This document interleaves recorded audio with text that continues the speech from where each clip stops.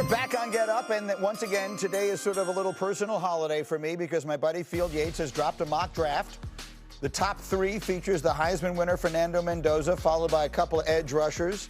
Looking down here through the top 10, you see Arizona State's Jordan Tyson, the star wide receiver, going to Kansas City at number 9. He has one more quarterback, Ty Simpson, going late in round 1. So let's do a field pass. Get me young Fielding Yates back on the line here, and let me go to Jordan Tyson. Would you describe Jordan Tyson to Kansas City as a dream fit, Field Yates? Yeah, Greeny, I'm there with Jordan Tyson, a player, the biggest question mark is durability. Worth noting, though, that over the past 2 seasons, he played 21 of 26 games. He's the most explosive pass catcher in this entire draft. The question is a team going to be comfortable with his health to take him in the top 9? All right, let me ask you about another receiver then, and that's Omar Eagles.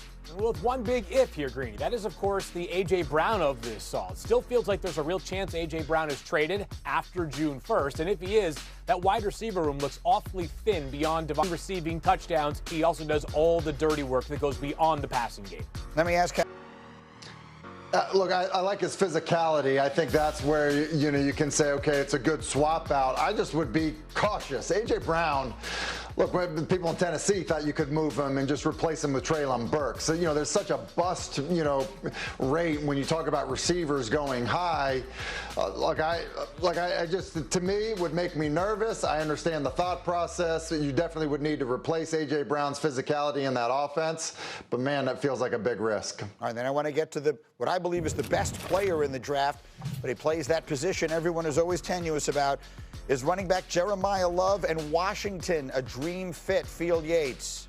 Yeah, I believe so, Greeny. This team obviously has the 7th overall pick for a reason, but they were playing in the NFC Championship game 2 years ago. And I think it's important, though, their GM, Adam Peters, has basically fixed his pass rush this offseason. Odafe Owe and Caleb Chase allows him to be more nimble at pick 7. Jeremiah Love, the number 2 player on my board, but he is a game changer no matter what offense he lands in. Well, Schefter was on McAfee yesterday, and he agrees with you. He fueled up the hype train of Jeremiah Love to Washington. Listen. To me, he's a top 10 pick. I don't see him going to Tennessee. I don't see him going to the Giants at number 5, although that would be an interesting spot. And I think he'd have a lot of support there. To me, a place that makes sense today, a month out, would be the Washington Commanders. So, Mel, let me ask it to you this way. You and I will be sitting next to each other in Pittsburgh on that night. Do you believe Jeremiah Love is still on the board when the Commanders pick at 7? Schefter came on a couple weeks ago when I had my mock and said Tennessee's not going to take him at 4 from what he's hearing. So if you go to Washington at 7, what does he bring with Jaden Daniels, another fear factor player? He had in 13 games around 36 or more yards over the last 2 years. He had a catch of 27 or more yards this past season. He had 35 rushing touchdowns the last 2 years. 55 receptions the last 2 years. And guess what? Over the last 3 years, 0 fumbles for Jeremiah Love. You put him in that backfield, he can put him out slot, you can put him wide with his pass-catching ability. Yes, he would be a tremendous fit for the Washington Commanders and really help out Jaden Daniels get back to where he was as a rookie. Hasselbeck, what do you think? In terms of, is he, look, a fit there? Yeah, I think he is. And, in terms of running backs going super high, look, Kenneth Walker was just a Super Bowl MVP, and Seattle was like, nah, you know what, we'll be okay without him. I do think you can find running backs with this caveat. When there's an elite guy, so whether it's a LaDainian Tomlinson, whether it's, a guy like Saquon or Bijan Robinson, then it does make sense because running back is the easiest position to come in and have a massive impact as a rookie. And then you just think about the volume of touches and the impact on your offense a rookie can have. Look, it's not out of the realm to have a rookie running back touch the football over 20 times per game. And so if you feel like you have a player that can do that, Love in this case, then look, I think it makes sense for a team like Tennessee. And I do think, Greeny, to your original question, is he still there at 7? I think there will be people that look at him and say, no, I think we need to get in front of the Commanders, and I could see him going prior to 7. I do too, and I think he would be, Field Yates, the best friend of whatever young quarterback he winds up playing with. And we should remember that Jaden Daniels remains that. He remains a young quarterback, even though we may not think of him that way. But Cam Ward is sitting there with the team that has the 4th pick, and Jackson Dart is with the team that has the 5th pick. Personally, I think either of those, he would immediately help both of those young quarterbacks so much. Yeah, without question there, Greeny. And it's so important to note, one of the most unique factors here is the dynamics of this draft. This specific draft, the context of it is different. 2 years ago, the 2024 NFL draft, when we have 6 quarterbacks in the top 12, 3 receivers in the top 12, 2 offensive tackles in the top 12. Those guys are going to push non-premium position players down the board.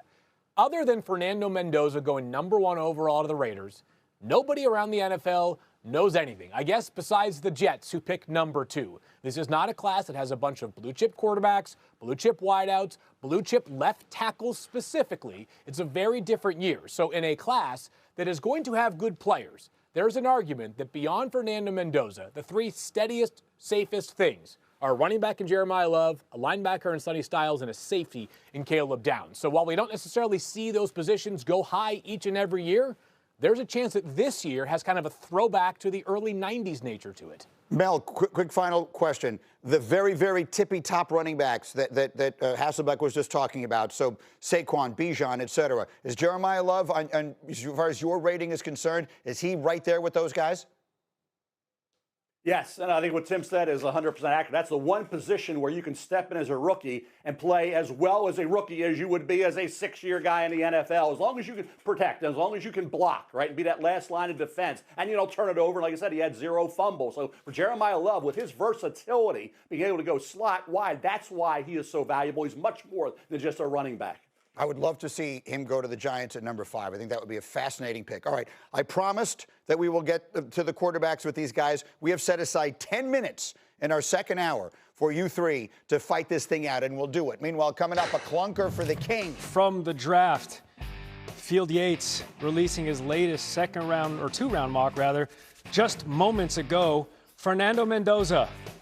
Yes, still going first overall to the Raiders. Then he has 4 straight Buckeyes from picks 3 through 6. He's going to have to answer for this. Somebody get him on the line. What about Bama quarterback Ty Simpson? He has the Cardinals traded back into the first round to take him at 26. Yeah, we got him on the line. That's right. Because that's the power of SportsCenter. Hanging out now with one of the greatest living Americans, NFL draft analyst Field Yates on the program. Thank you for spending a couple of minutes with us. To quote Randy Scott, in my possession right now, I do have a 2-round mock draft available for America on ESPN.com. And Field Yates is available for America right now, and that's where we're going to ask you about it. How do you see and why do you see Jeremiah Love fitting with the Commanders at number 7? This would be a value play for the Commanders because Love is the 2nd-rated player on my overall big board. But positional value does come into effect here. Would Tennessee or the Giants, teams picking 4 and 5, say we have other work to do at more premium positions that would allow him to fall to number 7 for the Washington Commanders? Think Bijan Robinson. That's the level of prospect that I think we have seen Jeremiah Love establish himself at. He's not just the most explosive runner in this entire draft class. He's the best pass-catching running back as well, and it's not close. He could instantly change the way that this Washington offense plays in 2026. And while this team is picking 7, they had a difficult season this past year, we're a season removed from them playing in the NFC Championship game, a team that has optimism, and I think it's well-rooted, that they can get back into the playoffs as soon as this upcoming season. To me, would be a natural fit for a running back to go in the top 10. Notre Dame's Pro Day is today. Adding Love would actually only bolster the Commanders, who had a down year, but their run game ranked 4th in the NFL in yards per game last season. Let's stay in the backfield with quarterbacks.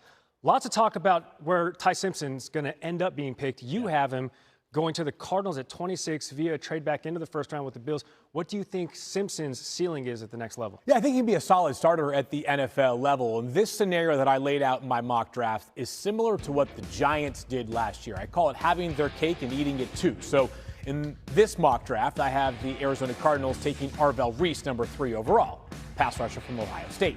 They then move back at the same cost, basically, that the Giants paid to get up to take Jackson Dart last season. Simpson has really good accuracy and ability to drive the football when he can get his base underneath him, but he's 6'1", just over 210 pounds. He doesn't have this overwhelming arm strength, or when he's off platform, he can make throws with just basically the flick of his wrist. It was a tale of 2 seasons last year for Ty Simpson, who by about Halloween of last year felt like he was going to go in the first 10 picks of the draft. Wasn't as solid of a finish for him. He played through some injuries, Offensively, Alabama a little bit less consistent last year than we expected them to be based off the first 2 months of the season. But I do think somewhere in round one, you hear Ty Simpson's name called. The biggest challenge right now is finding suitors beyond, of course, the Raiders at number one. We have teams like the Jets, we have the Browns, we have the Steelers, we have the Arizona Cardinals as quarterback needy teams. The question is just placing Ty in the right range. His pro day is tomorrow. Field Yates, you are going to be there. You're taking the private jet. Yes. Down to Bama. That is exactly correct. Did you break that news? I did, yep. The 2